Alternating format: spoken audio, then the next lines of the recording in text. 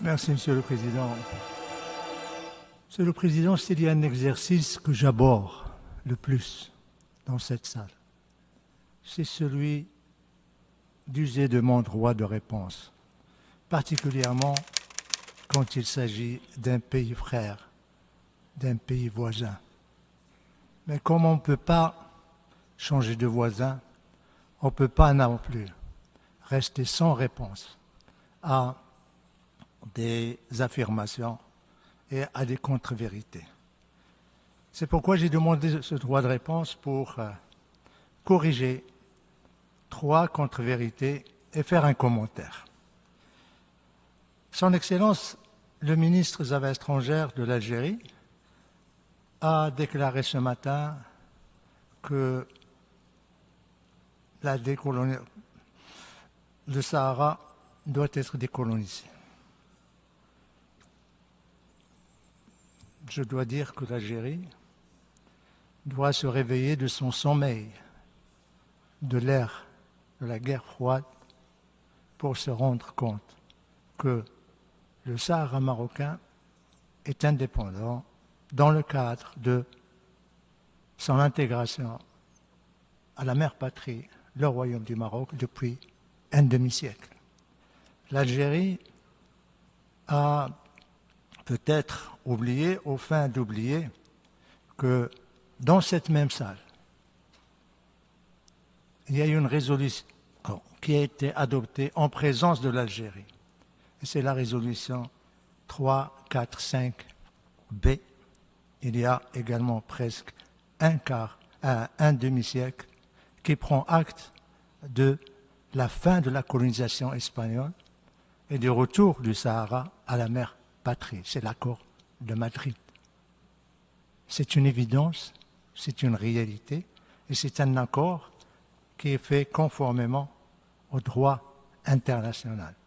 Et c'est un accord, et je voudrais là rappeler un fait historique, qui s'est fait, qui en quelque sorte était conforme au discours de feu le président Boumedienne lors du sommet de la Ligue arabe, à Rabat, lorsqu'il a déclaré devant ses pairs, rois, princes et chefs d'État, qu'il cautionnerait, qu'il soutiendrait n'importe quelle formule qui permettrait la décolonisation du Sahara marocain. Eh bien, 1 an après, le Sahara marocain a été décolonisé. C'est la première contre-vérité. La deuxième contre-vérité, Monsieur le Président, le ministre algérien a déclaré que son pays soutient l'envoyé personnel, soutient les efforts du secrétaire général. Je voudrais lui dire à cet égard que c'est de la poudre aux yeux. Ce n'est pas vrai, Monsieur le ministre. Tout simplement parce que, et là le monde doit le savoir, l'envoyé personnel a été nommé il y a 3 ans. Pourquoi il n'y a pas eu une seule réunion, ici ou ailleurs? Tout simplement parce que l'Algérie refuse de reprendre sa place autour de la table de négociation. L'Algérie s'oppose à la relance du processus politique. Bien plus, l'Algérie rejette les résolutions qui parlent du processus politique. Et M. le ministre vient ici ce matin nous dire qu'il soutient le processus politique. C'est une grande bizarrerie que l'Algérie dit vouloir soutenir les efforts de l'envoyé personnel et ceux du secrétaire général, mais en même temps, il pose les conditions. Moi, je ne viens pas, voilà qui va venir, qui doit participer, qui ne doit pas participer. Et c'est bizarre que l'Algérie, qui prétend soutenir le processus politique, s'oppose à ce que son nom soit cité rejette les résolutions pour la simple raison que son nom est cité dans toutes les résolutions du Conseil de sécurité en tant que partie prenante principale dans ce différend régional qui doit reprendre sa place autour de la table des tables rondes. Nous espérons que lorsque M. le ministre des Affaires étrangères de l'Algérie rencontrera l'envoyé personnel cet après-midi, qu'il puisse lui dire, enfin, ou bien lui annoncer une bonne nouvelle, que l'Algérie reprend sa place autour de la table, conformément aux résolutions du Conseil de sécurité et conformément à la déclaration faite par ce même ministre ce matin du haut de cette tribune. Troisième contre-vérité, Monsieur le Président, Monsieur le ministre accuse le Maroc de falsifier des réalités immuables. Il y a un adage qui dit « Il n'y a pas pire qu'un aveugle qui ne veut pas voir ». Quelle réalité le Maroc change ou falsifie? Nous ne falsifions rien, nous faisons tout en plein jour. Et nous le faisons avec la communauté internationale. Nous le faisons ici, dans cette salle. Nous le faisons avec les pays amis. Et je voudrais dire à la délégation algérienne et à son Excellence, le ministre des Affaires étrangères, qu'il y a d'autres vérités que l'Algérie refuse de reconnaître, refuse de voir.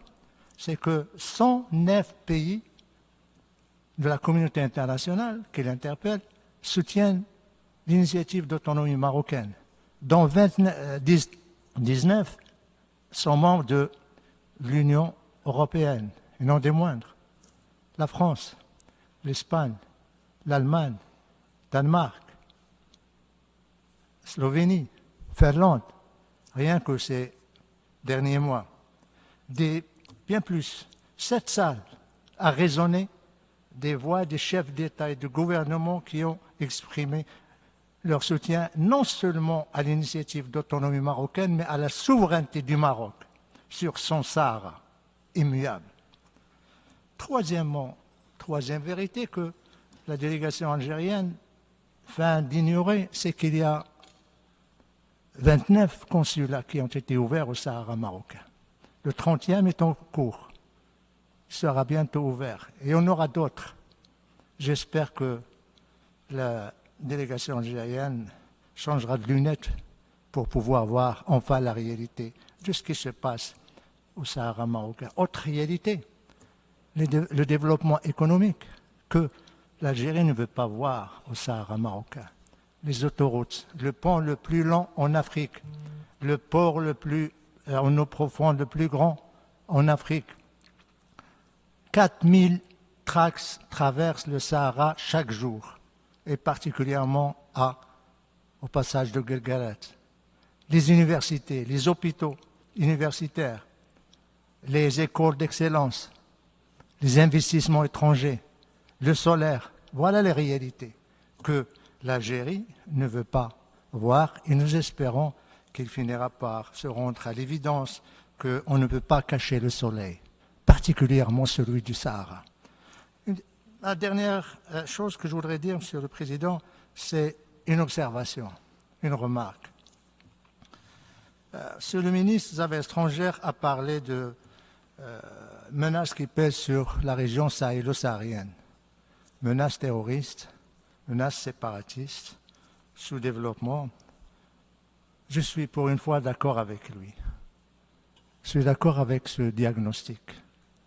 Mais Monsieur le ministre a oublié de nous dire le remède, plutôt de nous dire le pourquoi, les causes. Les causes, c'est l'Algérie. C'est la mère de tous les problèmes du Sahel et du Sahara. Parce que tout simplement, quand on se pose la question, où vont se réfugier les terroristes? Où vont se réfugier les extrémistes? Où vont se réfugier les séparatistes? Eh bien, sur le territoire algérien. C'est vrai, Monsieur le ministre. Il y a une menace terroriste dans la région sahélo-saharienne. Il y a une menace séparatiste. Il y a une menace extrémiste. Mais c'est à cause de votre pays. Les frontières de l'Algérie sont polluées de terroristes, séparatistes et d'extrémistes. Autre chose, Monsieur le ministre, ne nous a pas parlé du remède, n'a pas parlé des causes que je viens d'expliquer, n'a pas parlé des remèdes. Le remède, c'est simple. Cessez votre ingérence dans les affaires intérieures des pays de la région.